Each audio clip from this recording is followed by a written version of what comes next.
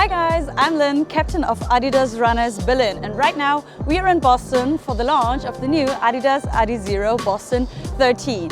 If you might know me, you know that my favorite shoe to run in is the Boston. When I came to Adidas, I asked a good friend of mine, what Adidas shoe should I run in? And she said, run in a Boston, girl. Guess what? I started to run in a Boston. I never looked back. From now on, I'm always running in a Boston. I cannot wait to try out the new Boston 13. But before that, we're going to deep dive into the history of the Boston series. Why is it called Boston? How did the first Boston shoe look? And what changed to the new family member? Let's check it out.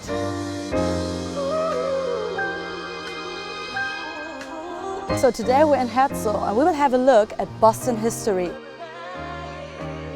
Now we're stepping into the archives. Let's go. To touch anything in the archive, I need to put on those gloves. We have all those boxes with all those old shoes that are stored here. I cannot believe people used to run in those shoes. It's insane. Welcome in the archive.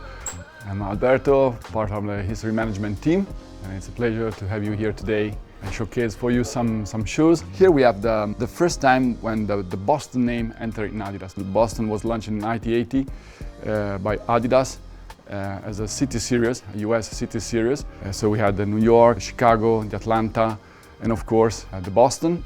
So this Adidas equipment cushion was from the first series. The equipment philosophy is to emphasize what is essential. And also the colorway, you see, is the same, or taking inspiration for the new Boston 13. So in 2005, Adidas introduced Adizero. The new Adizero philosophy was linked to a fast shoe, lightweight and innovative. So we have the first Adizero Boston in 2009. This is the Adizero Boston 2. So in 2013, Adidas introduced this new Boost foam.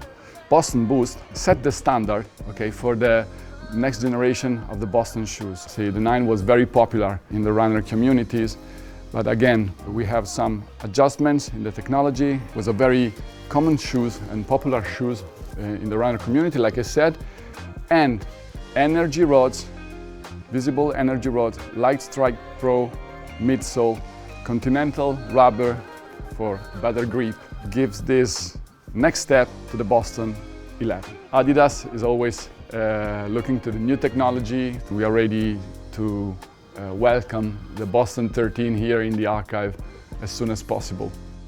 It is the first time they're launching a Boston at Boston Marathon. How nice is that? Let's go inside and have a look at this baby and check it out.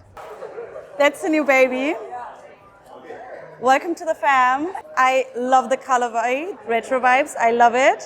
I see some things that changed. To be honest, I'm a bit skeptic because Boston 12 is my favorite. Can this baby be just as good, just as comfy, just as supportive as the 12?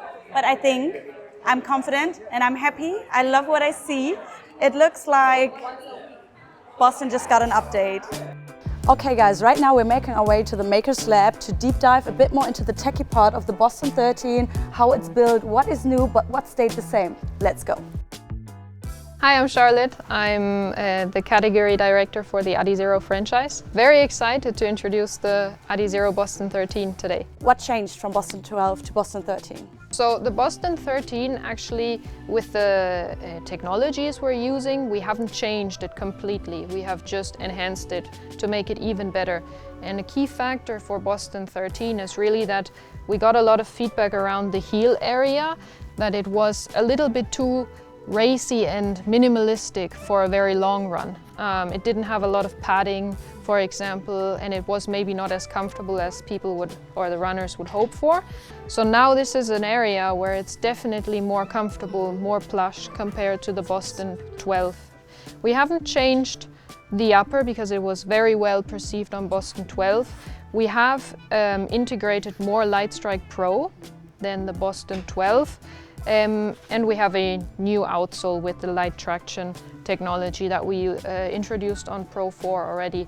But besides that, the purpose of the shoe, the weight of the shoe, the stack height of the shoe, that hasn't changed from Boston 12. So you can fully trust it. Nice. Oh, it looks amazing. Nice. This was some really, really nice and detailed insights into the Boston, its history, its development, everything. Back to Boston, baby. Okay guys, I secured the goods. I cannot wait to try them on, so let's go. So yes, from the first impression, compared to the 12s I'm wearing right now, the main difference for me, 100% the back, the cap, and the tongue. You see how much tongue I have here and how little tongue I have here. So compare it. This is quite thin and maybe a bit hard and harsh. And here also it is way more softer and cushioned. And also from standing, I feel the 13s are a bit more bouncy and softer in general. I was afraid of my beloved Boston 12, where I collected a lot of them because I was afraid the 13 won't do justice. But I'm super happy to confirm I love them. I cannot wait to run in them, and I think Boston family just got bigger and better, so yeah. Due to an injury, sadly I cannot run in them yet, but I will. I will go and cheer, and for cheering I also need a nice and comfy supporting shoe. And I saw Boston 13 running around the city a lot recently. This makes me just more excited to try them out and run in them soon when my comeback is here. But for now, we're going to check out the runners and support them. Let's go.